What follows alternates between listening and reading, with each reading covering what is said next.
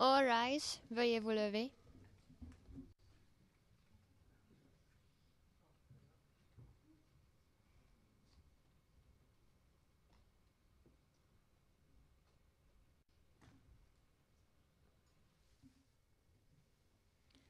Please be seated, veuillez vous asseoir.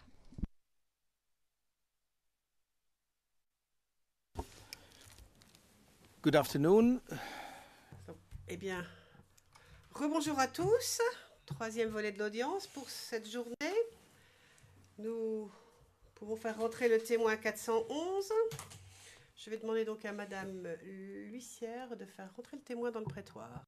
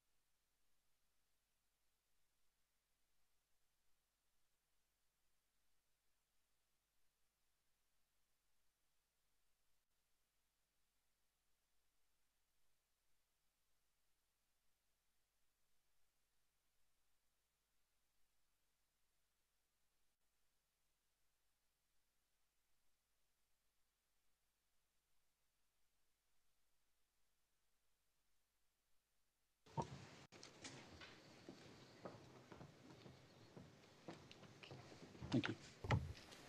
This is the expertise, right? Mais présentez votre rapport d'expert, n'est-ce pas? Le témoin, oui. Bonjour, monsieur le témoin, dit le président. Donc, avant de commencer les interrogatoires, tout d'abord celui de l'accusation et ensuite celui des deux équipes de défense, il nous faut vous donner quelques consignes préliminaires. Donc, tout d'abord, pouvez-vous nous donner votre nom complet avec votre lieu et date de naissance et votre nationalité? Réponse oui. Liam Charles Fitzgerald Finch, 14 janvier 1975 à Glasgow et je suis britannique. Question, est votre occupation? Réponse. Je suis consultant en ingénierie et j'ai travaillé pour une entreprise militaire. Question, donc vous n'êtes pas militaire vous-même? Vous n'êtes pas dans l'armée? Réponse, ne suis plus dans l'armée, j'y étais. Question, merci.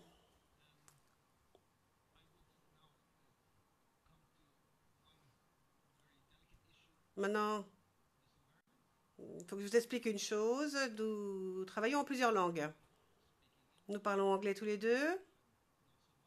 Vous, c'est votre langue maternelle. Moi, j'essaye, en tout cas. Cela dit, tout doit être traduit en français.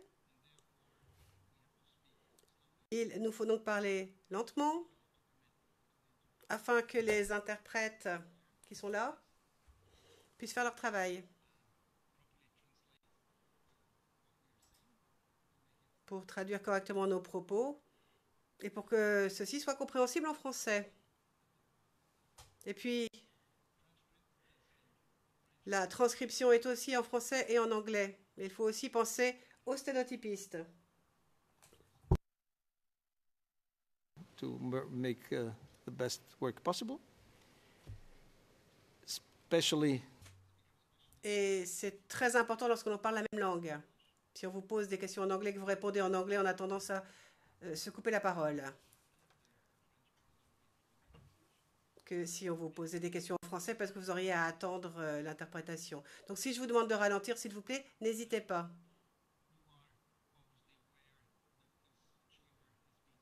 Donc vous savez bien sûr que cette chambre a été saisie de l'affaire le procureur contre messieurs Gbagbo et Blé Goudé.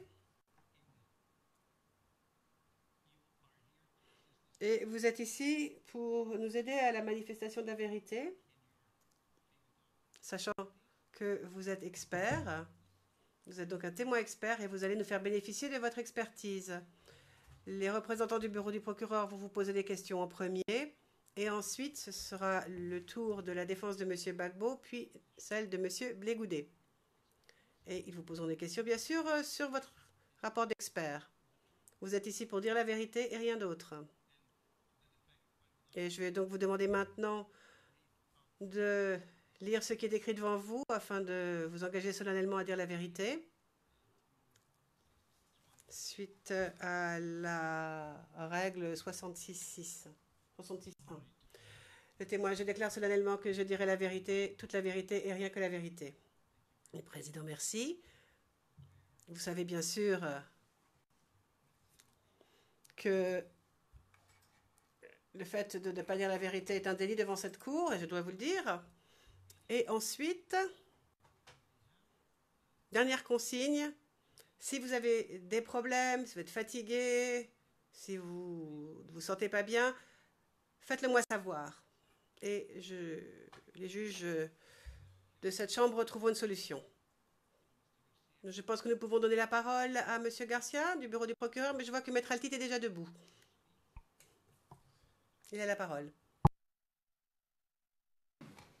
Pardon, confrère. Monsieur le Président, Madame, Monsieur, avant de commencer, nous aimerions soulever un point de procédure. Et pour ce faire, le professeur Jacobs va développer nos raisons.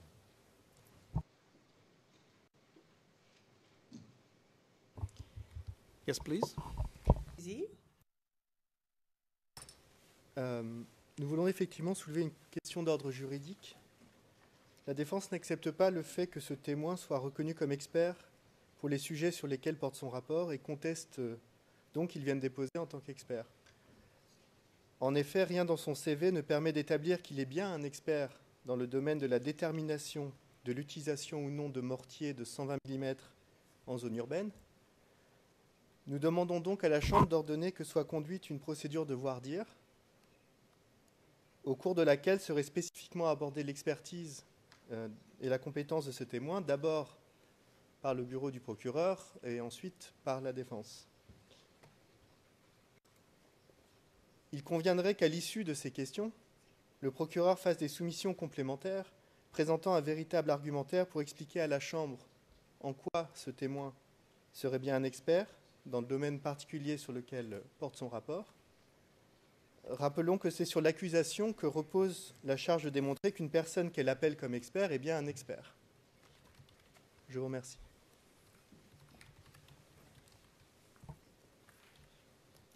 Mr. Knopf. Président Maître Knops.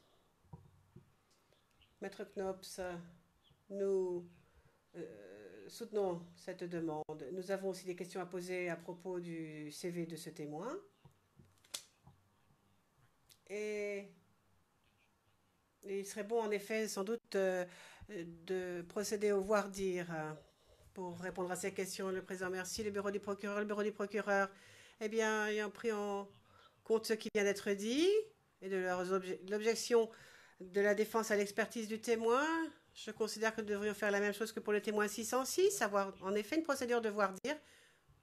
À mon avis, ce sera très court parce que quand vous regarderez son CV, vous verrez bien qu'il s'agit d'un expert.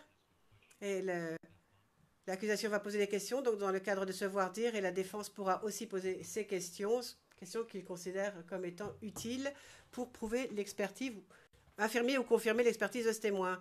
Le président, oui, enfin, on me rappelle que dans la décriture de la défense de décembre 2015, les deux équipes de la défense avaient dit qu'ils ne contesteraient pas l'expertise de ce témoin. Pour rappel, je le dis pour rappel, écriture 353 et 356 avec leurs annexes. Donc c'est un peu surprenant, tout d'un coup, que au dernier moment, la défense décide de contester l'expertise de ce témoin. Je vais consulter sur le siège. 5 minutes. 5 minutes.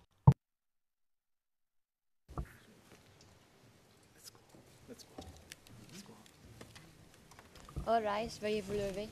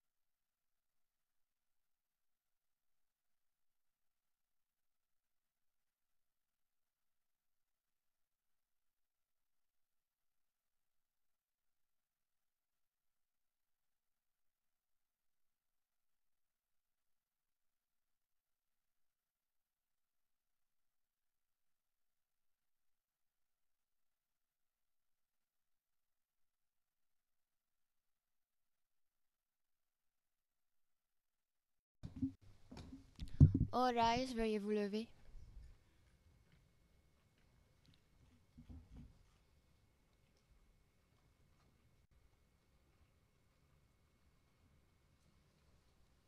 Please be seated, veuillez vous asseoir.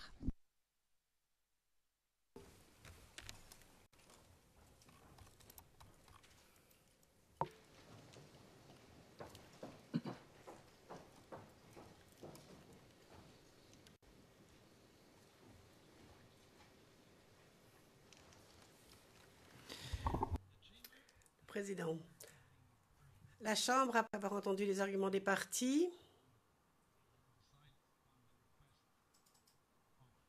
a tranché quant à la demande de la défense de M. Gbagbo. Celle-ci est rejetée.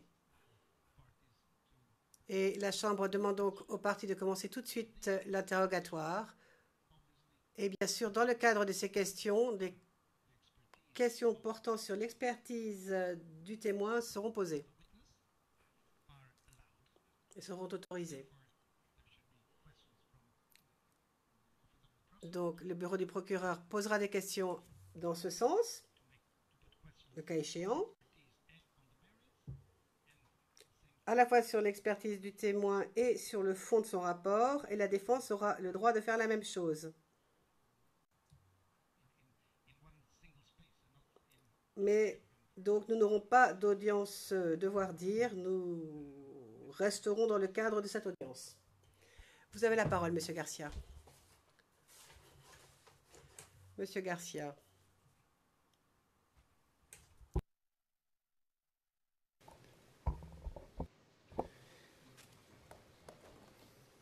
First of all, Your Honors, thank you, Your Honors. I'd like... Merci. Donc, tout d'abord, Madame l'huissier pourrait-elle amener un dossier au témoin? C'est un classeur qui comporte tous les documents qui pourraient être utilisés. Ce sont des documents qui viennent du témoin, des rapports qu'il a faits. Le président, il a son rapport sous la main? Monsieur Garcia, je ne sais pas s'il a tous ses rapports avec lui. Il y a aussi un grand nombre de photographies papier. C'est juste pour que nous allions plus vite. S'il souhaite consulter des éléments et des pièces, elles sont dans ce classeur et à certains onglets. Le président... Oui, ça suffira, mais il ne va pas l'ouvrir pour l'instant. Monsieur Garcia, oui, en effet. Bon, bonjour, Monsieur Fitzgerald Finch. Nous nous sommes déjà rencontrés, n'est-ce pas? Réponse oui. Question. Nous allons parler anglais tous les deux. Notre problème, donc, va être de ménager une pause entre les réponses et les questions pour que la transcription puisse se faire correctement ainsi que l'interprétation. Donc, lorsque je vous pose une question, ne répondez pas tout de suite. Ménagez une petite pause. Ainsi, nous ne parlerons pas en même temps et le travail des sténotypistes et des interprètes sera possible. Réponse, merci. Question. Veuillez, s'il vous plaît, regarder l'onglet 134. Les interprètes font remarquer qu'ils n'ont pas le classeur. ERN, CIV, OTP 0098 1529. Je dis cela pour la transcription en français, entre autres. Président, Monsieur Garcia, ce sont les documents que l'on trouve dans votre liste de pièces, n'est-ce pas? Liste de l'accusation, réponse oui, tout à fait. Il y a aussi des photos. Il y a un grand nombre de photos. Le président, bien. Monsieur Garcia, c'est au cas où si le témoin voudrait voir les photos. Donc, à cet onglet 134, vous verrez votre nom en haut à gauche. C'est un CV technique. C'est bien cela, n'est-ce pas? C'est quelque chose que vous avez envoyé à l'accusation? Réponse oui, tout à fait. Question. Donc, avant de rentrer dans le vif du détail du rapport que vous avez écrit pour l'accusation suite à la demande du bureau du procureur, passons un petit quart d'heure pour parler de votre carrière, de votre expérience professionnelle, de ce que vous savez en matière d'engins explosifs. Donc tout ce que vous avez appris de façon universitaire ou dans votre carrière. Réponse oui. Question. Donc alors, CV technique. On voit tout d'abord que vous êtes un officier de l'armée britannique. En tout cas, vous l'étiez de 1999 à 2011. Et d'après ce que j'ai compris lorsque vous répondiez au juge, vous n'êtes plus militaire maintenant. Quel était votre grade lorsque vous avez quitté l'armée? Réponse, j'étais capitaine. Question. Très bien. Alors ici, il est aussi écrit que vous avez été formé à des tactiques d'infanterie, tactiques et procédures. Et on voit ici Académie royale militaire de Sandhurst, cours d'officier 992 de mai 1999 à avril 2000. Et donc, on vous a formé à savoir utiliser les armes d'infanterie. C'est bien cela? Réponse oui, tout à fait. Question. Puis-je dire que dans ce cours, on parlait aussi de système d'armes indirectes, y compris des mortiers? Réponse oui, dans l'armée britannique, les mortiers font partie de l'infanterie. Question. Donc, si j'ai bien compris, c'est un cours qui est donné de façon régulière aux officiers britanniques dans l'armée britannique, n'est-ce pas? Réponse oui. Question. Au paragraphe suivant, il est écrit que lorsque j'étais officier de l'armée, j'ai été instruit. Le président, écoutez, nous n'avons qu'à demander à ce témoin, est-ce que vous l'avez bien écrit, Monsieur Garcia? Oui, j'ai certaines questions. Le président, oui, mais posez des questions. Mais enfin, on n'a pas besoin de lire un document qu'on sait lire. On n'a pas besoin de donner lecture du document, on sait lire. Monsieur Garcia, j'en ai pour 10 à 15 minutes, pas plus. Je vous le garantis. Donc, en ce qui concerne donc les systèmes d'armes indirectes, les mortiers, qu'avez-vous appris? Qu'est-ce que vous avez appris dans ce cours? Réponse.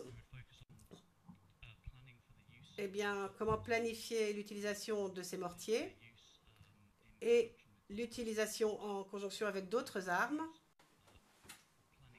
Donc, on utilisait des outils de planification pour savoir quand il était approprié d'utiliser des mortiers ou non. Et ensuite, comment employer correctement les mortiers en tant que système de tir indirect. On nous a aussi appris à utiliser le mortier, un cours pratique, comment faire marcher ce mortier, comment traiter les munitions, comment manipuler les munitions, le système, et savoir comment faire marcher cette machine. Question. Bien. Quels calibres de mortiers sont utilisés dans l'armée britannique et sur lesquels avez-vous été instruit? Réponse. Tout d'abord, nous avons deux types de calibres, les 51 mm et les mortiers de 81 mm. C'est principalement nos deux mortiers dans l'armée britannique. Maintenant, pour qu'on comprenne bien, demande M. Garcia. Donc, vous avez été formé à ces deux mortiers, le 51 et le 81. Mais est-ce que votre instruction pourrait s'appliquer et servir à des mortiers de plus fort calibre? Réponse oui, tout à fait. Le calibre, après tout, n'a pas grand-chose à voir avec l'utilisation physique du mortier. Le calibre, ça a plutôt à voir avec l'emploi même de ce système d'armes sur le champ de bataille et en conjonction avec l'opération militaire. Or, l'armée britannique n'utilise pas de mortier de 120. Mais l'utilisation d'un mortier de 120, c'est absolument la même chose que l'utilisation d'un mortier de moindre calibre ou de plus fort calibre. Donc, ce que vous avez appris lors de votre formation pour ce qui est de ces petits calibres peut s'appliquer à des plus gros calibres, comme le 120. Je peux dire cela? Réponse absolument. Absolument.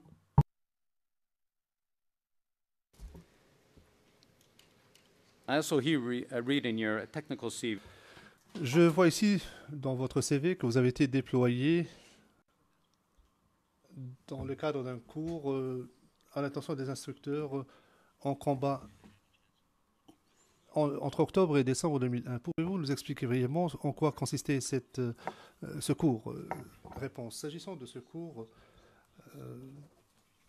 c'est ce qu'on appelle un cours avancé à l'attention des membres de l'infanterie. Nous utilisons les régimes de mortier en tant qu'armes indirectes dans le cadre de ce cours. Nous avons été formés Et nous avons même suivi une formation approfondie sur l'utilisation d'un appui,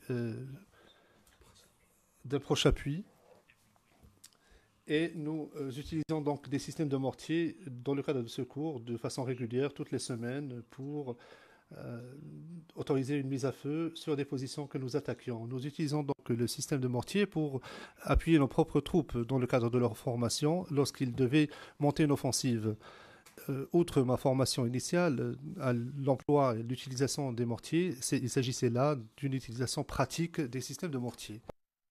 Now, if we continue onwards with Question. Nous allons donc poursuivre votre CV technique. Je vois ici que vous avez été ATO au sein de l'armée britannique, c'est-à-dire un officier technique chargé des munitions. Réponse est exacte. Question. C'était entre juillet 2005 et octobre 2011. Pouvez-vous nous dire brièvement ce que cela signifie? Qu'est-ce qu'implique cette fonction d'ATO, officier technique chargé des munitions? Réponse, un ATO, donc un officier chargé des munitions, c'est une désignation au sein de l'armée britannique qui désigne l'utilisation de toutes sortes de munitions utilisées en campagne, ainsi que des armes. Vous apprenez à devenir un expert en matière de munitions et de systèmes de munitions utilisés par l'armée britannique, de toutes les armées britanniques, y compris la conception des munitions, le stockage, l'entreposage des munitions, comment les munitions peuvent être employées effectivement par les groupes d'utilisateurs et d'usagers. Nous sommes également experts en matière d'évacuation de ces munitions ou de neutralisation des munitions en cas d'accident par exemple ou en cas d'incident où des munitions ont été utilisées à mauvais escient. Question. Je rebondis sur ce dernier point. Vous dites ici que vous avez été enquêteur principal et chef d'une équipe chargé d'une équipe d'enquête, n'est-ce pas? Réponse est exacte. Question. Donnez-nous une idée de ce que cela implique. Lorsque vous devez faire une enquête à la suite d'un incident, est-ce que vous enquêtez sur des incidents liés à des mortiers, par exemple? Réponse, c'est exact. Cela fait partie des enquêtes que nous menons de façon régulière. Question. Et dans le cadre d'une enquête, s'il y a un incident impliquant l'utilisation d'un mortier, qu'est-ce que vous faites? Quelles sont vos fonctions? Réponse. Mon rôle consisterait alors à déterminer si l'incident était la conséquence d'un accident, si les munitions ont été mal utilisées, et j'aurais à déterminer si les munitions fonctionnaient comme prévu et comme sa conception le prévoyait. Je détermine également les actions et les emplacements de toutes les parties pertinentes et je me pencherai également sur l'utilisation de toute la procédure relative à l'usage du régime de mortier pour déterminer tous les faits relatifs et pertinents au regard de cette enquête. Question. Est-ce que cela comprendrait ce qu'on appellerait une analyse criminalistique de l'emplacement du lieu où il y a eu un impact d'un obus de mortier? Réponse. Oui, effectivement, c'est le genre de choses que nous faisons régulièrement. Il est important de déterminer que l'incident est la conséquence de l'utilisation de l'impact de la munition en question. Question.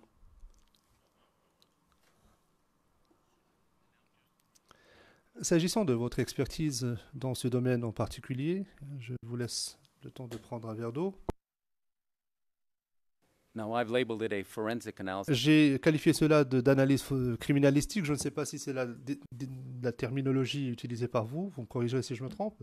De quoi s'agit-il au juste? Est-ce que vous examinez l'environnement? Est-ce que vous essayez d'examiner les fragments, les éclats? Qu'est-ce que vous faites? Ou les gerbes?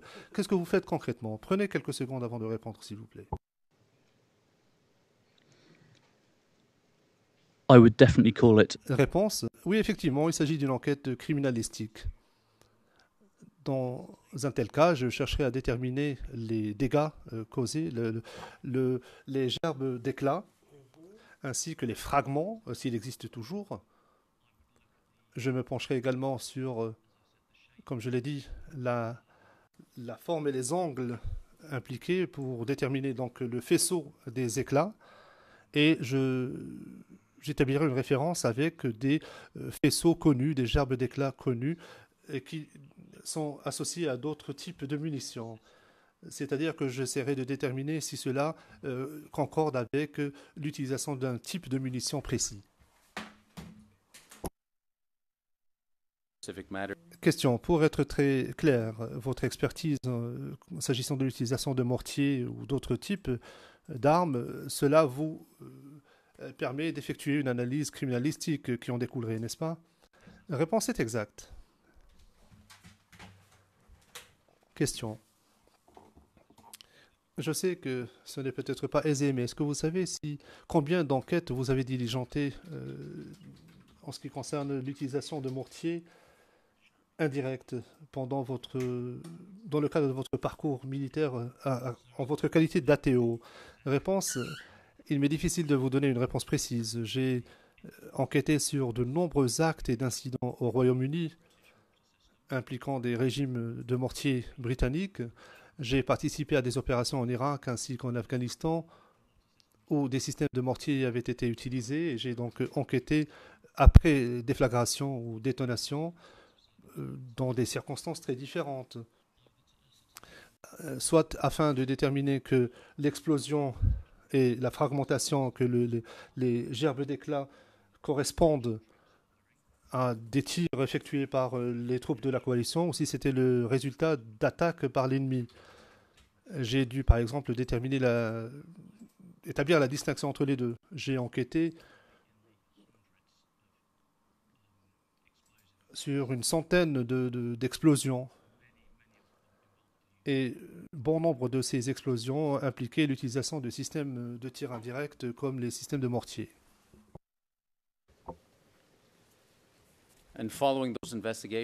Et à la suite de ces enquêtes, est-ce que vous avez dû rédiger un rapport? Et le cas échéant, est-ce que ces rapports ont été utilisés dans le cadre d'une procédure judiciaire? Réponse. Personnellement, je n'ai jamais témoigné devant un tribunal. En revanche, mes rapports ont été utilisés dans le cadre d'enquêtes militaires, devant des cours martiales, par exemple, et mes rapports ont également été utilisés dans le cadre d'enquêtes judiciaires ultérieures.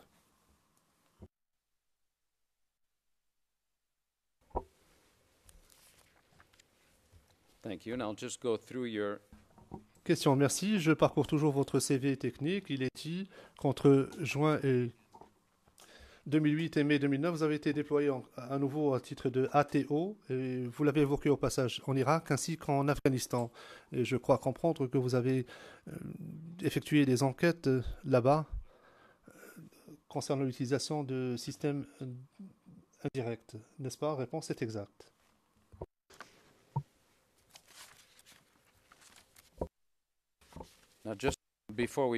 Question. Avant d'aller plus avant dans votre CV, j'aimerais que vous reportiez à l'onglet numéro 25. C'est l'onglet suivant qui correspond à la référence ERN suivante au fin du dossier, CIVOTP 0098-1531. Le document qui nous intéresse, Monsieur Fitzgerald Finch, est un certificat remis à ceux qui ont participé à un cours d'ATO au sein de l'armée britannique. Vous avez suivi ce cours entre le 19 juin 2006 et le 16 mai 2017. Est-ce exact? Réponse est exacte. Question. Et ce cours, si j'ai bien compris, concerne l'utilisation des différentes armes que vous avez évoquées jusqu'à présent, y compris les systèmes de tir indirect. Est-ce exact? Réponse est exacte. Permettez-moi juste de développer ma réponse. Question, allez-y. Réponse. Il s'agit d'un certificat, une attestation de la défense ou de l'armée britannique qui indique que je suis expert. C'est un diplôme qui est remis à la fin de toutes les formations techniques que doivent subir les officiers techniques chargés des munitions.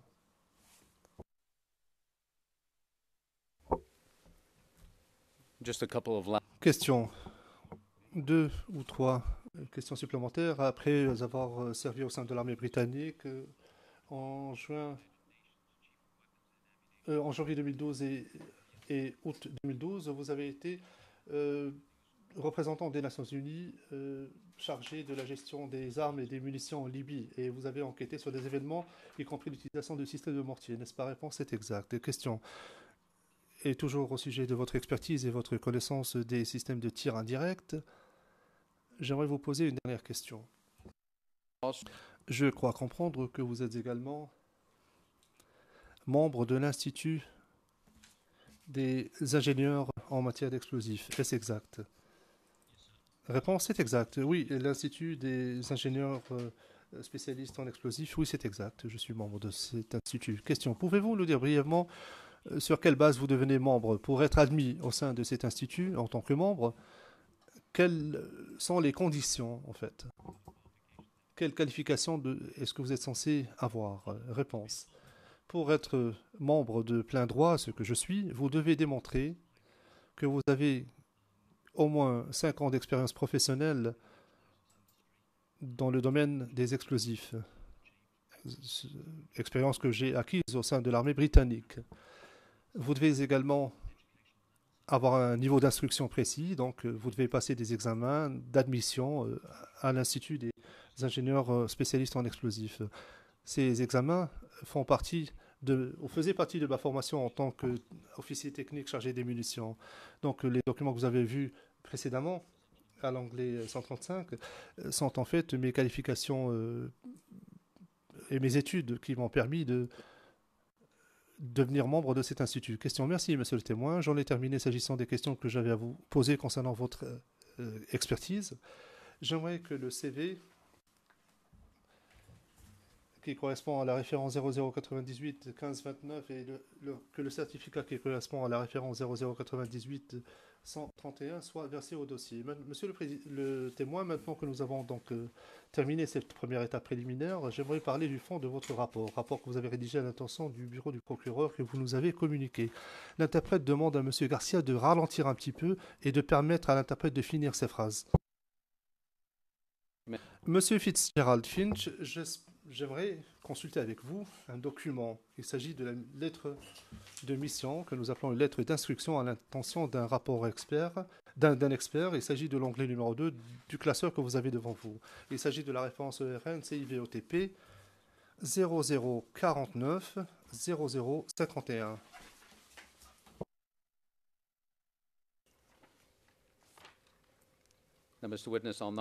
Monsieur le témoin, je ne vais pas parcourir tous les détails contenus dans cette lettre. Le juge président, vous savez, nous vous en sommes reconnaissants, monsieur Garcia. La lettre est là. Nous la voyons. Donc nous vous en sommes reconnaissants, monsieur Garcia. Suffit de dire, monsieur le témoin, que le 9 juillet 2013, le bureau du procureur vous a demandé d'effectuer une expertise entre les 8 et 12 juillet à Abidjan 2013. Est-ce que c'est exact? Réponse est exacte. Le président, arrêtez de lui demander si c'est exact. C'est toujours exact. Monsieur Garcia, monsieur le témoin, comme je vous l'ai dit, je ne vais pas évoquer avec vous toutes les instructions ou les objectifs qui ont été énoncés par le bureau du procureur que vous voyez dans cette lettre. En revanche, je vais prendre la première annexe. Il s'agit de l'annexe qui se trouve, donc l'annexe du rapport. Et je signale à l'intention de la Chambre qu'il existe différentes annexes de A à D, C, D, E. Il y a également l'annexe du rapport où M. Fitzgerald Finch a résumé le contenu des autres annexes. N'est-ce pas? Réponse, c'est exact. Question, c'est ce que j'ai essayé d'établir. S'agissant de l'annexe C, prenez l'onglet numéro 4 de votre classeur. Vous avez peut-être déjà cette annexe avec vous, mais quoi qu'il en soit, prenez donc cette annexe C. La greffière d'audience, les interprètes vous demandent de bien vouloir ralentir, monsieur Garcia, le président. Et je demanderai au procureur de poser des questions au témoin. Le témoin est ici pour répondre à des questions, et non pas pour dire oui ou non, mais pour dire quelque chose sur le fond de son travail. Poser des questions qui l'invitent à dire, par exemple, qu'est-ce que vous avez fait dans le cadre de votre mission, et laisser le soin au témoin, qui est expert, de nous raconter cela. Monsieur Garcia, tout à fait, monsieur le président, j'en prends bonne note. En revanche, je suis conscient du temps limité dont je dispose pour interroger ce témoin. Évidemment, le rapport est entre les mains des juges de la Chambre et je vais demander à ce que tous les rapports soient versés au dossier. Les conclusions y sont contenues. J'entends simplement poser des questions à titre d'éclaircissement et je demanderai au témoin d'apporter des précisions. La première partie de mon interrogatoire principal concernait les qualifications du témoin et c'est pourquoi je voulais que cela soit inscrit au dossier pour vous dire les choses franchement. Et maintenant, je vais poser des questions et si je risque de poser des questions trop ouvertes, le juge président interrompant, ralentissez, autrement les interprètes ne pourront pas faire leur travail. Merci. Monsieur Garcia, j'essaie de poser des questions bien pointues pour obtenir des réponses très claires. Je vais me limiter au temps qui m'est accordé. Monsieur le témoin, donc nous avons entre les mains maintenant l'annexe C, intitulée Identification et description des zones d'impact identifiées dans le cadre de la mission. Je souhaite vous poser quelques questions concernant cette annexe. D'abord, il s'agit d'une carte Google qui porte la référence 00490056. Il s'agit d'une capture d'écran d'une carte Google que vous avez faite vous-même, n'est-ce pas? Réponse, c'est exact.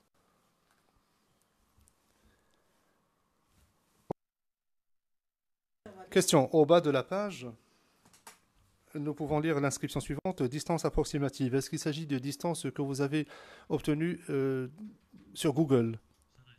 Réponse. Il s'agit de distances qui sont approximatives. Effectivement, elles proviennent de Google Maps. Question. Je crois comprendre que pendant votre mission à Abidjan, vous avez eu l'occasion de vous rendre au camp commando, au SOS Village, ainsi qu'au marché de Siakakode. Est-ce exact? Réponse, c'est exact. Question. Prenons maintenant la page suivante qui porte la référence 0049-0057.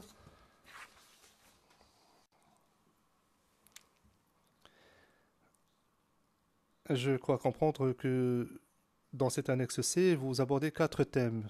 Il y avait d'abord la zone numéro 1, le marché de Siakakone. Je vois qu'il y a des coordonnées de GPS. Si j'ai bien compris, vous avez été accompagné dans le cadre de votre mission d'un représentant du bureau du procureur ainsi qu'un enquêteur, une dame qui prenait des photos, je ne mentionnerai pas son nom en audience publique. Ai-je raison de dire que ce sont les enquêteurs et la personne qui vient de vous être indiquée qui vous ont signalé les places d'intérêt, les lieux d'intérêt et ainsi que les coordonnées GPS, le juge président interrompant? Vous vous rendez compte que c'est le témoignage, il s'agit de la déposition du témoin. Vous apportez la réponse et vous lui demandez si c'est exact. Donc ce n'est pas à vous de témoigner. Monsieur Garcia. Évidemment, je pose des questions suggestives, le président. Un peu trop, si vous demandez mon avis. Monsieur Garcia, je ne pense pas que ces passages du rapport soient contestés. Ce sont les conclusions qui sont contestées. Je vais poser des questions plus ouvertes. Le juge président interrompant. Non, non, non. Ce n'est pas vous l'expert, c'est l'expert qui témoigne.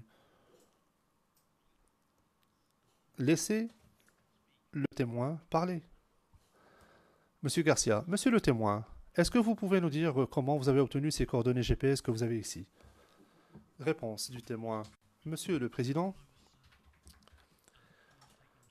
lorsque j'ai pris part à cette mission, j'étais accompagné par des représentants du bureau du procureur. On m'a informé que nous allions nous rendre dans 4 lieux différents. Ces lieux m'ont été indiqués et lorsque nous sommes arrivés dans la zone approximative, j'ai effectué une lecture GPS moi-même où je me suis référé à une lecture GPS faite par un représentant du bureau du procureur. Les lectures sont approximatives, mais c'est à quelques 10 mètres près.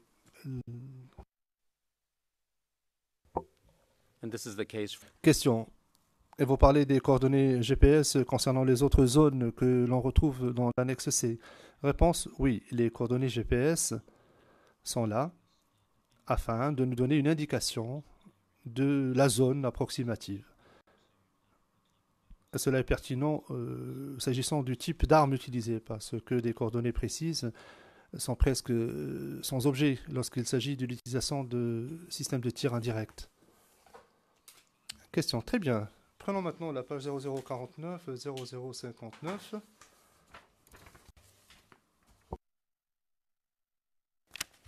and we can already go into Nous pouvons afficher le panorama numéro 1. if we could please have the floor. Est-ce que nous pourrions avoir la main, s'il vous plaît, pour diffuser ou afficher ce panorama? La greffière d'audience, vous avez la main, appuyez sur le pavé évidence 2. Monsieur Garcia, monsieur le témoin, pendant que je vous poserai des questions, nous allons utiliser un panorama qui est composé de photographies qui ont été prises lors de la mission. Il s'agit de photographies qui figurent dans votre rapport également. Et je vous interrogerai à ce sujet-là. Vous allez pouvoir le voir à l'écran dans un instant.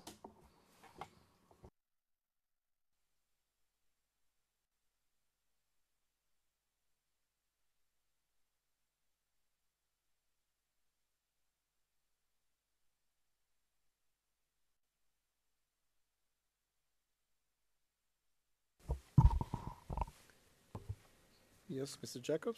Le président, oui, maître Jacobs. Sur ce qui me semble être un problème entre la version anglaise et française des transcrits. À la page 94, ligne 16, le témoin dit que et je cite en anglais, « The readings are approximate, but they'll be within a few tens of meters of each other. » Donc, ce que je comprends en français comme étant plusieurs dizaines de mètres. Alors que le transcrit français indique, page 98, ligne 4, mais c'est à quelques 10 mètres près, ce qui est 10 mètres plutôt que dizaines de mètres. Donc si nous pouvions clarifier ce point avec le témoin. Merci.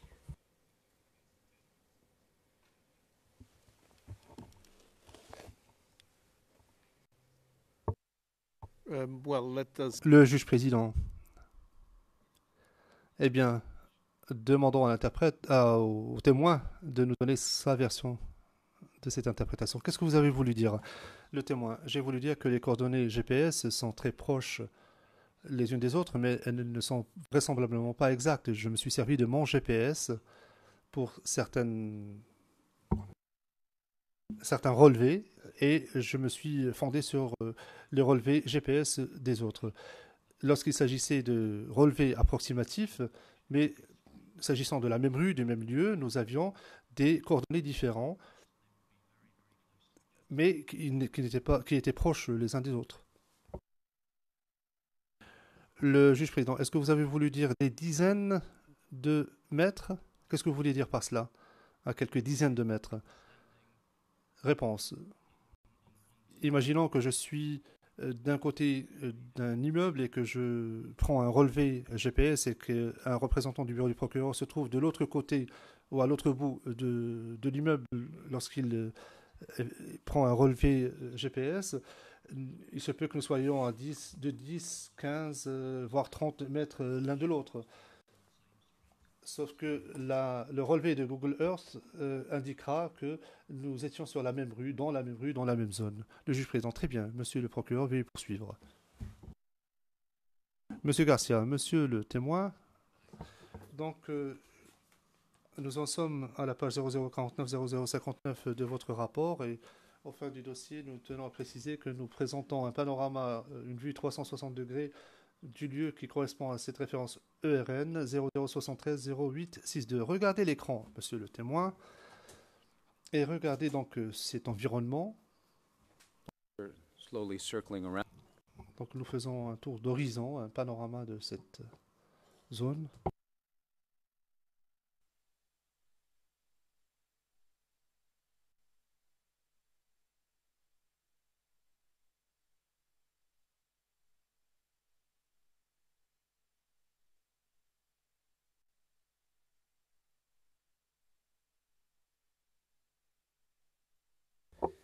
So we've done a full 360 degree. Donc nous avons fait un tour complet de 360 degrés. Vous voyez une porte devant vous à l'écran, une porte rouge en métal. Est-ce que vous avez effectué une analyse criminalistique sur cette porte qui vous a été indiquée comme étant un point d'intérêt? Réponse, oui. Lorsque je suis arrivé sur les lieux, on m'a amené donc dans ce lieu, on m'a montré ce lieu-là et on m'a indiqué qu'il s'agissait d'un des lieux où des mortier de 120 mm aurait été lancé. Donc on m'a montré cette porte en raison des gerbes d'éclats évidents qui sont, à mon sens, évidents sur cette porte. Question. Nous en sommes à la photographie numéro 1 de ce panorama. Le juge président, est-ce que vous pouvez nous indiquer à quel moment ce panorama a été préparé? Monsieur Garcia, je crois que les photographies ont été prises au même moment où la mission a eu lieu, lorsque M. Finch était présent, le juge président. Donc les photographies ainsi que le panorama qui sont dans le rapport d'experts ont été prises en même temps. Monsieur Garcia, je dois vérifier cela, mais je crois comprendre que c'est le cas. Elles ont été prises en même temps.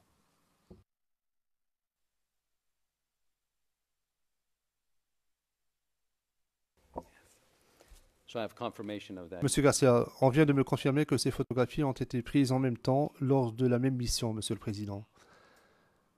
Monsieur le témoin, je ne veux pas encore aborder vos conclusions. Je voudrais simplement que vous nous donniez quelques explications, que vous expliquiez cela à l'intention de la Chambre. Regardez en haut de cette page 0059. Il est indiqué dégâts. Il est écrit ceci. Il existe des éléments de preuve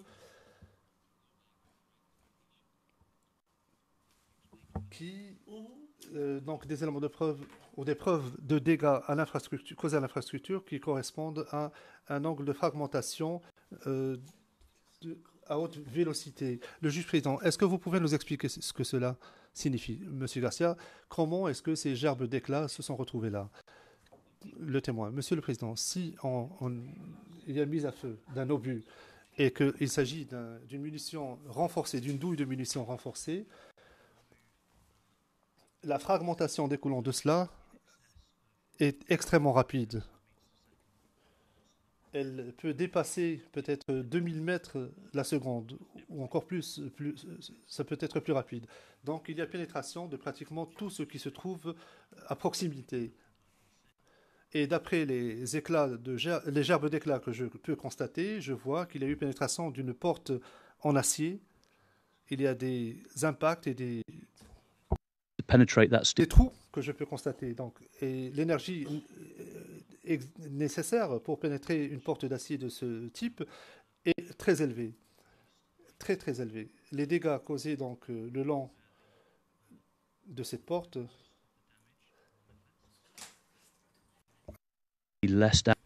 se situe autour de la taille, et c'est là où il y a donc le plus de dégâts. Et plus bas, donc près du seuil qui est en béton, il y a moins de dégâts. Et cet écart de fragments correspond à l'explosion d'un mortier, d'un obus de mortier.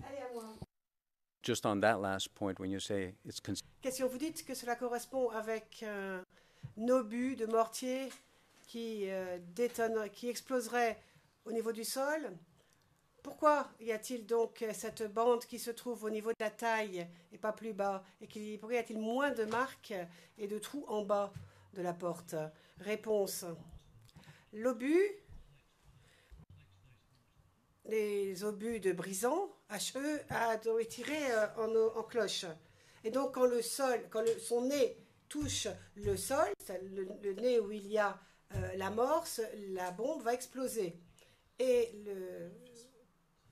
la gerbe de fragmentation va être en circonférence. Donc et normalement, les éclats vont se disperser afin d'être le plus létal possible. C'est vraiment conçu ainsi. Et il serait inutile de faire une fragmentation si l'angle était plus haut, parce que la bombe ne servirait à rien, personne n'aurait. C'est malheureux, mais les bombes sont conçues pour tuer. C'est tout. Donc cette bande d'éclats, de fragments, correspond vraiment à un obus, enfin une munition anti-personnel ou anti-char. Donc une munition à douille renforcée. Et quand on voit la hauteur et la forme de la gerbe, On voit bien que c'est quelque chose qui doit exploser quand il touche le sol en éparpillant le plus possible de fragments. Le président, oui. Avez-vous aussi vérifié les dégâts de ce type? Les dégâts que l'on voit sur cette porte rouge? Est-ce que vous avez vérifié s'il y avait la même chose sur les murs en béton qui sont à droite ou à gauche? Parce que quand même, les éclats ne sont pas uniquement dans la porte.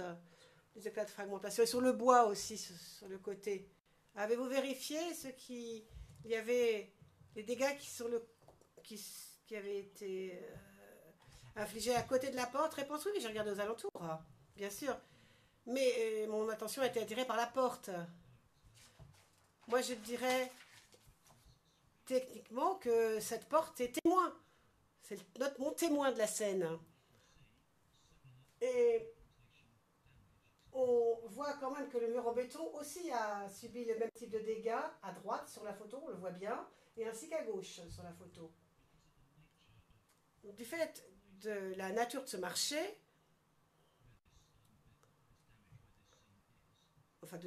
qui est le site de cet incident, les choses ont changé. Il y a eu beaucoup de réparations, les structures en bois ont été modifiées, ont été remplacées depuis l'incident, et le dégât ne se voit plus. Souvenez-vous, l'incident a eu lieu 2 ans et demi avant mon enquête, si je ne m'abuse. Donc on avait déjà pas mal réparé ces étals. Mais on voit quand même des dégâts sur le mur en béton, sur cette porte. Et aussi, il y avait quelques autres endroits où on voyait encore des traces de dégâts. Question du président. Mais vous pouvez exclure le fait que ces marques sur la porte viendraient peut-être de tirs de fusil, de tirs d'armes à feu, tout simplement? Vous excluez cette possibilité? Réponse. Mais quand je vois la gerbe de fragmentation, cela correspond à une explosion de munitions à douille renforcées. Et les trous aussi correspondent à cela. On voit la forme et puis ils sont aussi éparpillés de façon très aléatoire. Il y en a des gros, il y en a des petits. Là, je vous parle simplement. Ils ne sont pas symétriques de plus. Alors que quand on a un trou de balle, ou un trou de plusieurs balles, plusieurs trous de balles, eh bien, il y a beaucoup plus de symétrie. La plupart auraient la même taille, ce qui n'est absolument pas le cas ici. Donc je ne peux pas exclure à 100% la possibilité qu'il s'agissait d'une munition à douille renforcée, mais d'une autre que celle d'un mortier de 120, où ça aurait aussi pu être un système, un engin explosif improvisé, artisanal. Mais ça aurait pu. Mais dans mon rapport, je suis très claire. Dans les 4 endroits où j'ai effectué mon étude, je ne peux absolument pas conclure à 100% qu'il s'agit d'un obus de mortier de 120, mais quand on prend mon rapport dans son ensemble, il y a quand même une indication qui va dans ce sens. Et donc, c'est vraiment une conclusion que j'établis dans mon rapport. TP. En reconstituant le peuple, on a tout mon rapport. Monsieur Garcia, pouvez-vous s'il vous plaît vous mettre à l'écran, madame le greffier, CIVOTP 0049 0090. La greffière d'audience, vous aurez ce document affiché au pavé 1.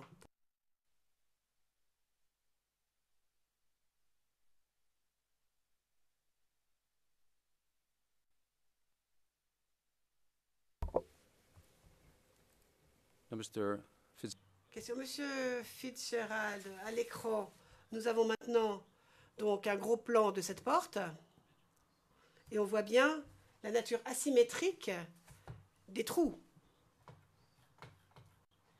Pouvez-vous nous expliquer ce que l'on voit?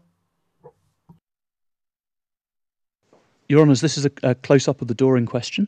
Donc c'est un gros plan de la porte. Quand vous regardez les différents trous et les différentes marques que l'on trouve sur cette porte, je pense que cela montre bien la nature asymétrique de ces marques, parce qu'il y a variation dans la taille, et puis la pénétration de ces éclats dans la porte s'est faite de façon parfaitement aléatoire. Donc, en tant que professionnel, je peux dire que cela correspond à la détonation d'une munition à douille renforcée. Question, très bien. Vous dites donc que les dégâts correspondent à... C'est au fait qu'il y ait une munition donc brisante qui aurait fonctionné aux alentours proches. Pourquoi savez-vous que c'est aux alentours proches? Réponse A, parce qu'il y a une bande très étroite de dégâts et qui en plus est à une certaine hauteur sur la porte. Ça montre bien que la détonation a été très proche de cet endroit. Je ne peux pas vous dire exactement à quelle distance et je pense que ce ne serait pas scientifique de trouver un chiffre. Mais comme je l'ai dit, quand un obus explose, il y a donc un éparpillement en rayons des fragments à un certain angle. Et plus on est proche, plus l'angle est aigu. Et plus on s'éloigne, et bien plus l'angle est obtus. Enfin, plus l'angle est large et ouvert. Et plus le faisceau donc d'éclat est large. Alors, Now, one last question. une dernière question, donc, à propos des dégâts. Vous dites que cela aurait pu être une munition à douille renforcée de 120 mètres. Cela aurait pu être donc un obus de 120, munition à douille renforcée, avec un explosif brisant à l'intérieur. Pourquoi? Réponse, que vous dites que c'est faisable, c'est sans doute possible. Le témoin... Ouais, ça pourrait très bien être un obus de 120, mais cela pourrait aussi être autre chose, après tout. Donc, je ne dis pas que ça ne pourrait pas être autre chose, ou un autre événement, un autre incident. Mais moi, j'ai fait un commentaire sur ce que l'on m'a montré ce jour-là, et puis, donc, j'ai tiré mes conclusions comme on me l'a demandé.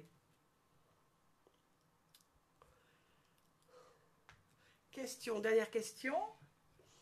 Vous dites que cela pourrait être donc un obus de 120 à douille renforcée. Est-ce que vos conclusions s'appliqueraient aussi à des mortiers de 120 de fabrication soviétique ou russe? Réponse.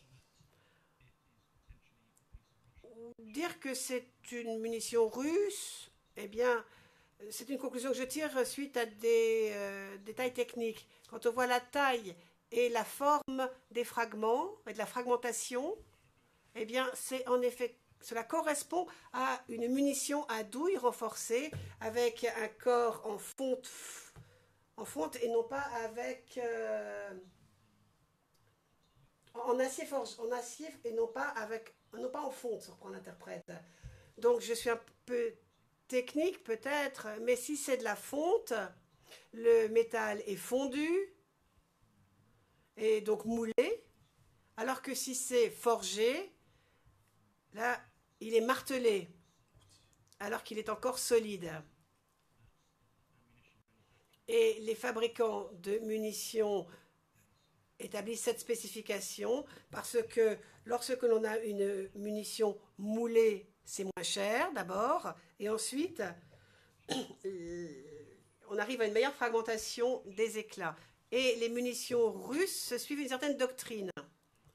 En effet, dans la doctrine russe, on fabrique beaucoup de munitions, mais des munitions à bas prix.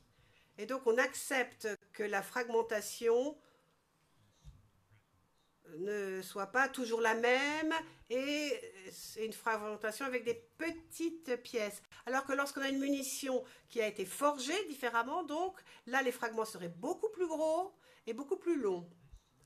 Donc, d'après moi, C'est absolument ce que l'on voit lorsque un obus à munitions à douille renforcée, mais de métal moulé, donc de fonte, donnerait ce type de dégâts. Donc il s'agit sans doute d'une munition russe. Question, on a regardé cette porte. Avez-vous ouvert la porte pour voir ce qu'il y avait de l'autre côté? La réponse. Oui, oui, on a ouvert la porte, on a été voir de l'autre côté. Il y a d'autres photos d'ailleurs dans le rapport qui montrent ce qu'il y a de l'autre côté, qui montrent la porte une fois ouverte. Et les schémas des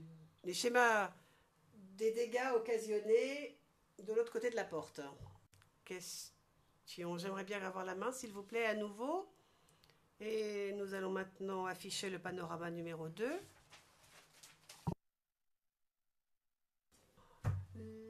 La greffière d'audience, et vous le verrez sur le pavé 2. Il s'agit de la pièce 0049-0060. Enfin, c'est la page du rapport qui nous intéresse. Can you tell us what we see there? S'il vous plaît. We are now looking at the same. Donc, c'est toujours la même porte, mais c'est le côté verso de la porte. Donc, on a traversé, on se retourne et on regarde à nouveau l'endroit où nous étions, mais là, on est de l'autre côté de la porte. Question, donc, tout d'abord ce panorama qu'on voit à 360 degrés pour voir quel est l'environnement. Commençons par le mur qui est de l'autre côté de la porte.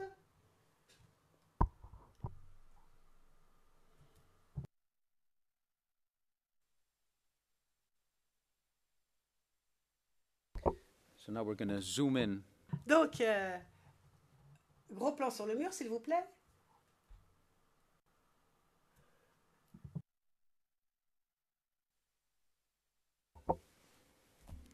Now, did you conduct a forensic? Avez-vous étudié ce mur, fait une étude criminalistique du mur? Réponse. Je vois des trous sur ce mur qui sont juste de l'autre côté du mur, à l'opposé de la porte, si on prend l'interprète. Et quand je regarde à la gauche et à la droite, en revanche, là, il n'y a pas de trou. Ce qui montre que les fragments ont pu pénétrer dans la porte, faire des trous et ensuite pénétrer le mur qui est de l'autre côté de la porte. Et la preuve, c'est que je vois des trous là où ils sont, alors qu'en revanche, à gauche, je ne vois absolument rien.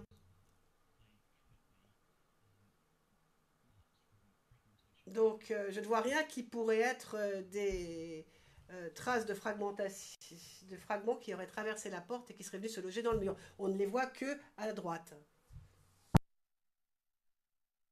Thank you, Mr. Witness. Now, before. Question, merci, monsieur le témoin. Nous allons passer ensuite au sujet numéro 2, mais j'ai un petit éclaircissement à vous demander.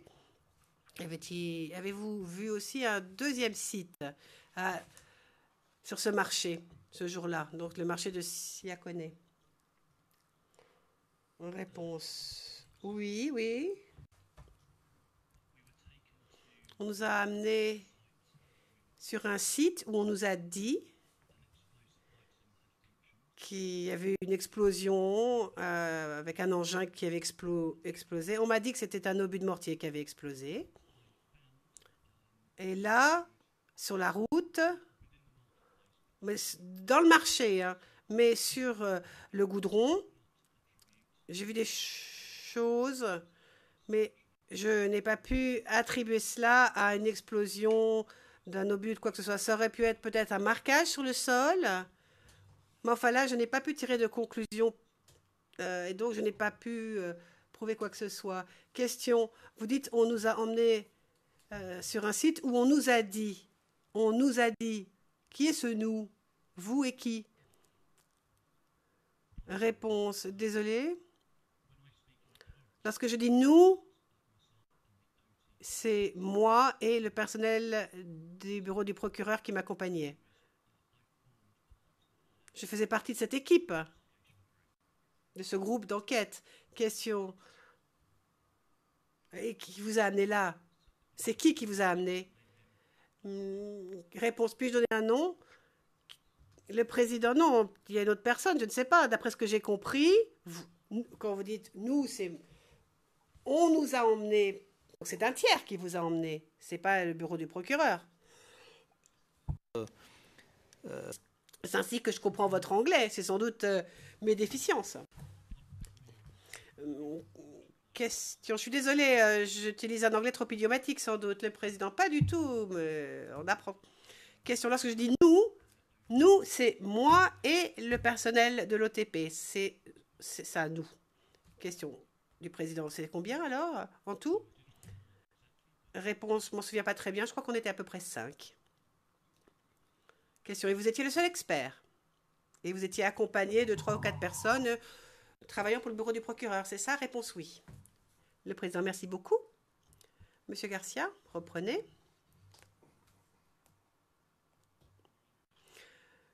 Monsieur Garcia, pour le compte-rendu, je tiens à dire qu'il y a 2 documents qui portent sur cette mission, 00730931. Donc, il s'agit d'une mission criminalistique. Et l'autre, document 00730906. Et donc, ça a été versé ou présenté par le biais du paragraphe 43. 2 documents qui sont fort utiles. Question. Passons maintenant à la page 00490062. Non, 61 d'ailleurs. Désolée. Donc, il s'agit de SOS Village.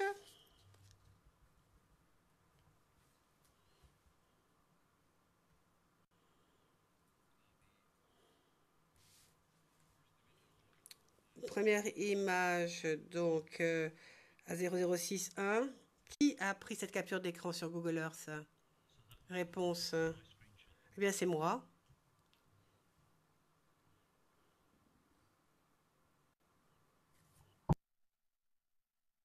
To please have the floor. Question, puis-je avoir la main, s'il vous plaît, Madame le greffier?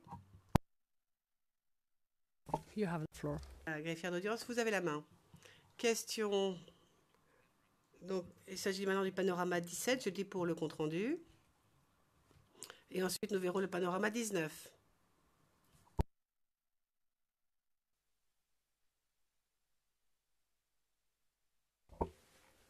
Now, Mr. Witness, you can see on your screen. À l'écran, vous voyez donc une vue à 360 degrés du panorama 17.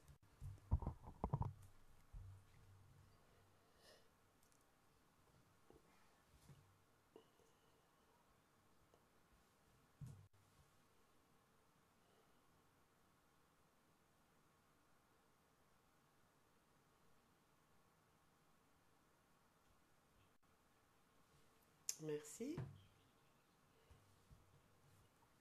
Donc, monsieur le témoin, où a été prise cette photo? Que voyons-nous? Réponse.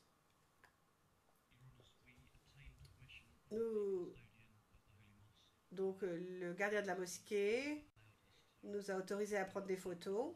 Il nous a autorisé à monter sur le toit de la mosquée, d'ailleurs, pour prendre nos photographies et pour prendre ce panorama.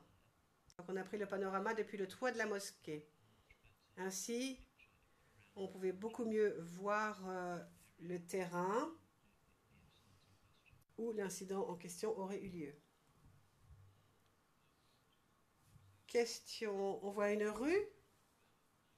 Allons au panorama 19, parce que là, nous aurons un panorama depuis la rue.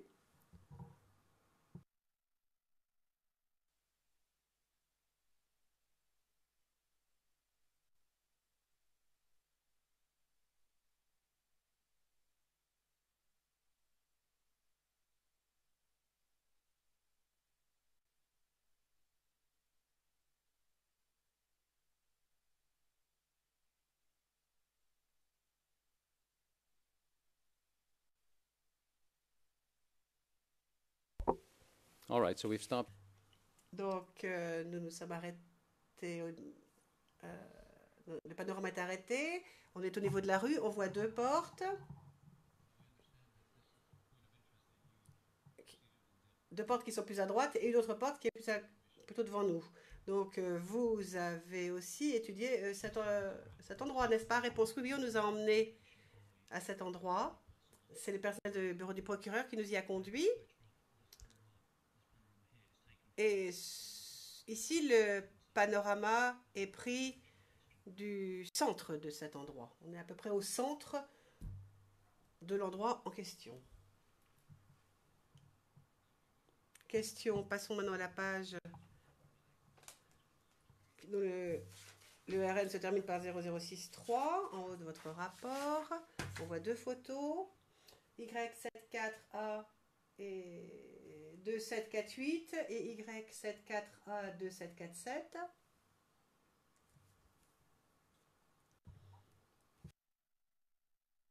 Have them now. Je vois que vous les avez sous les yeux. Il s'agit de photographies qui vous ont été données pour examen criminalistique, n'est-ce pas? Réponse oui, en effet. Si je me souviens bien, on nous a donné ces photos ce jour-là. C'est un témoin qui était là lors de l'incident qui nous les a données. Mais peut-être que le bureau du procureur avait déjà ces photographies à sa disposition. Je ne m'en souviens pas. Question, pourriez-vous, s'il vous plaît, afficher à l'écran CIVOTP 00490135. Il s'agit de la photographie que vous avez prise de cet endroit. Donc, si nous pouvions maintenant avoir un gros plan de cette photo, s'il vous plaît, afin qu'on puisse la détailler.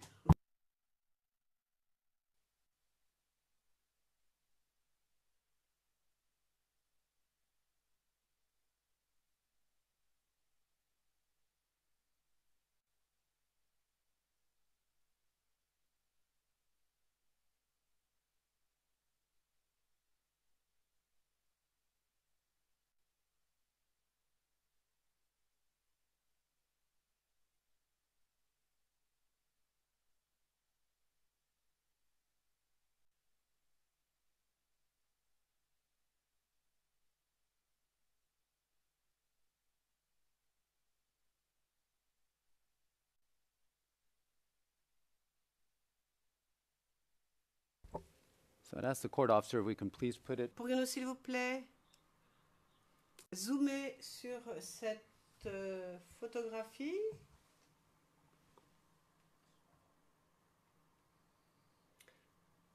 Donc, agrandir la photo à l'écran. Merci. Je crois que maintenant on voit bien la photographie. Qu'avez-vous vu lorsque vous avez analysé ce qui est à l'écran de façon criminalistique? Réponse.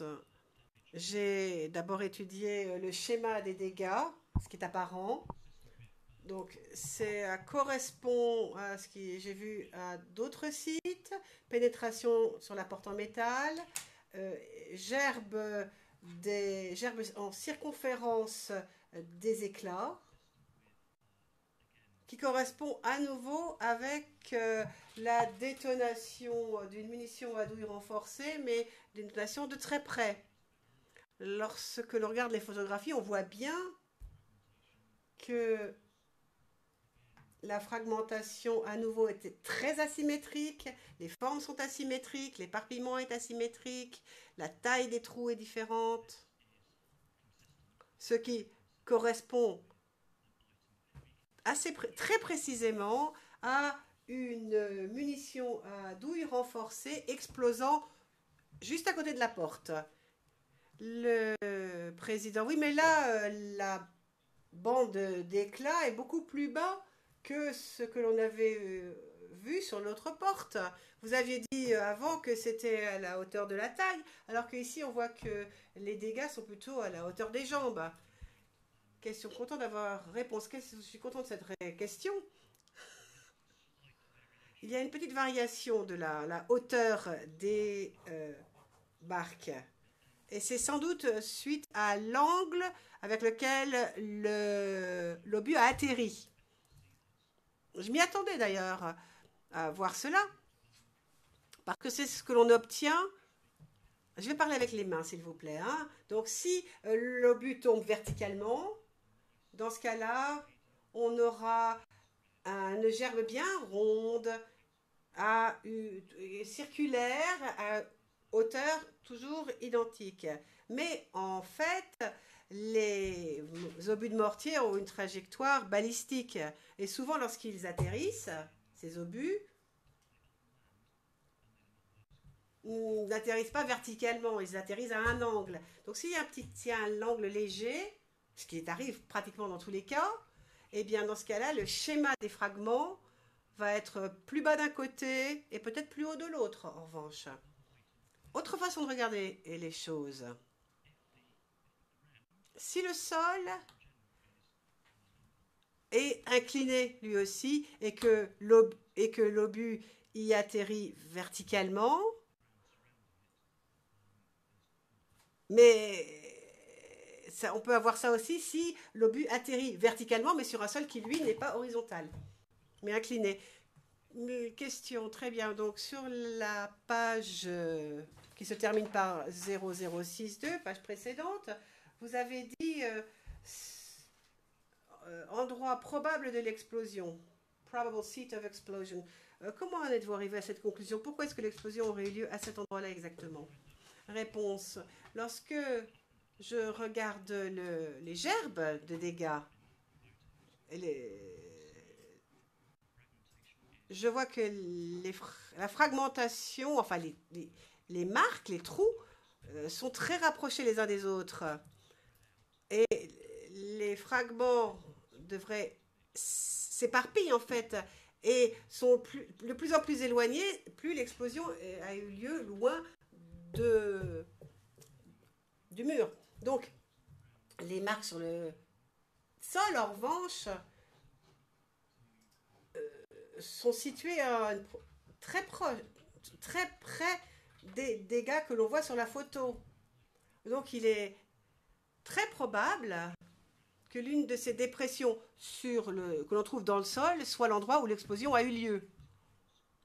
Parce qu'il y a quand même quelque chose qui a provoqué ces trous dans le sol et ces marques dans le sol. Et quand j'ai regardé donc l'éparpillement des dégâts sur le mur, je vois que la porte en métal a été pénétrée par des fragments.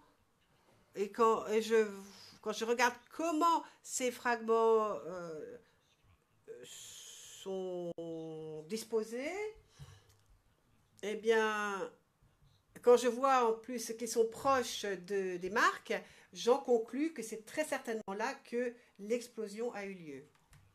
Question, pourriez-vous avoir à nouveau la main, s'il vous plaît? The prosecution has the floor.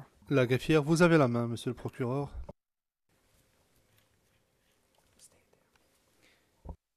Now, Mr. Witness, you have Monsieur Garcia, monsieur le témoin, si vous regardez l'écran maintenant, nous en sommes au panorama numéro 19 au fin du dossier. Nous allons nous arrêter là-dessus. Vous voyez cette photographie historique. D'après vous, laquelle de ces portes vous a été montrée lors de votre mission? The door in the center of the screen. Réponse, la porte que l'on voit au milieu de la photographie, au centre de cette photographie, celle de gauche, c'est probablement la photographie ou la porte qui est illustrée dans l'autre photographie. Question. Nous allons maintenant voir à l'intérieur, donc la cour intérieure. Nous allons passer au panorama numéro 21A.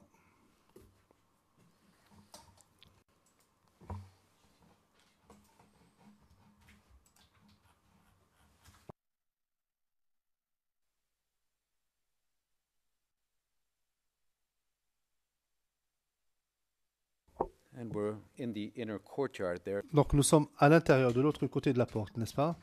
La réponse est exacte. Question. Nous allons maintenant prendre le panorama numéro 21B et nous allons nous intéresser au mur qui est en face de la porte que vous venez d'indiquer à l'instant.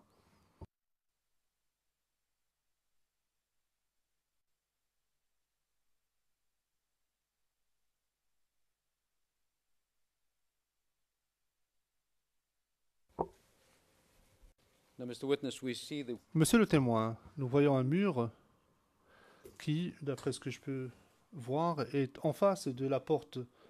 Est-ce que vous avez procédé à une analyse criminalistique de ce mur? I looked at the wall. Réponse, lorsque je me suis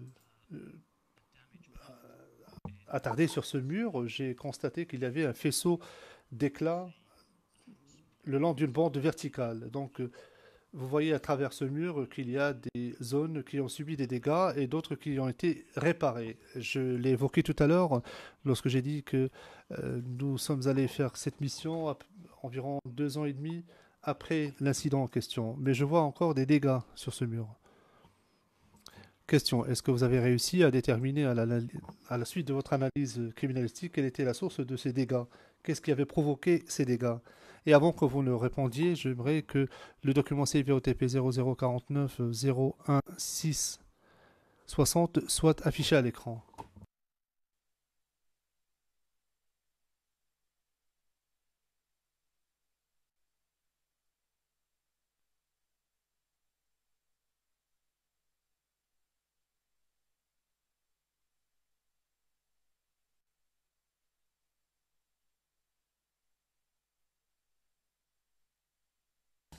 On Evidence Channel 1. La greffière d'audience, le document est affiché sur Évidence 1.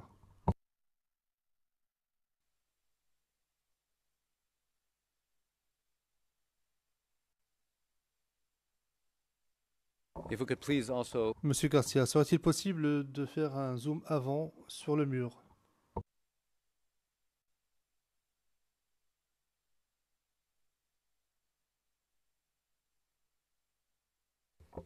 is that as much as we Est-ce que vous pouvez agrandir l'image davantage? Un petit peu plus, s'il vous plaît? C'est le maximum? now, Mr. Witness, Monsieur le témoin, ma question était la suivante. Est-ce que, après avoir procédé à une analyse criminalistique, vous avez pu déterminer comment ces trous se sont retrouvés là, ces trous qui ont été colmatés sur cette photographie? To answer your question precisely, Réponse, pour répondre à votre question de manière précise, non, je ne suis pas en mesure de déterminer la cause de ces dégâts. Ceci étant dit, les dégâts correspondent à des fragments qui ont pu pénétrer le mur et la porte en acier. Et donc ces fragments ont dû frapper le mur au-delà de la porte. Le juge président, je crois qu'il nous faudra lever l'audience. Permettez-moi de poser une dernière question. Est-ce que vous pouvez faire un zoom arrière, s'il vous plaît? Un peu plus, s'il vous plaît. Bien, très bien, très bien. Comment est-ce que... C'est la dernière question, après quoi nous allons lever l'audience et reprendre demain. Comment est-ce que vous expliquez que les trous qui se trouvent du côté gauche de la mur, du mur, enfin de la porte, pourquoi est-ce qu'il n'y a pas de traces sur la partie droite du mur? Je comprends qu'une explosion qui a un rayon de...